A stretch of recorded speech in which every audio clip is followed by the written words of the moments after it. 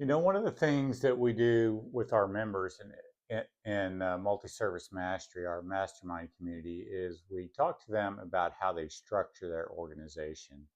And we use the SOG model.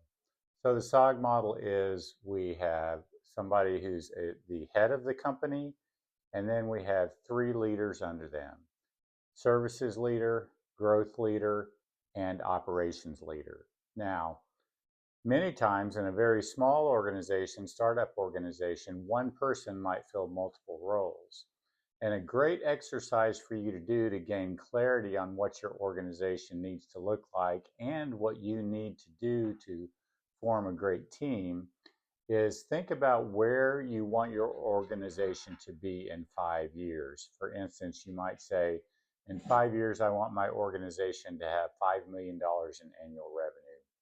And then draw out an org chart starting with the person at the head of the organization, person in charge of services, operations, and growth, and then carry it down below that and see how many people are on your org chart. And we're just talking about positions here. You don't have to put names on there. And so, what does your org chart look like for you to be a $5 million organization or a $10 million organization? And then put in the people that you currently have, put their names in the positions that they fill. Now, in some cases, you might be the head of the organization and the services leader, so you'll put your name in both places. I did this exercise a few years ago, back in 2017, and my goal was to have a $10 million organization. And I found my name in 5 different spots on the org chart. And so my goal was to fire myself from all of those positions except the one at the head of the organization. And I communicated this with my team.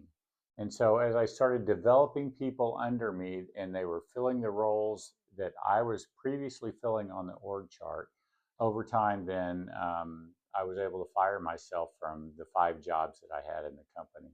It's a great exercise to go through, see what your company looks like, and then you know how many people it's going to take to build that organization and what your leadership team needs to look like.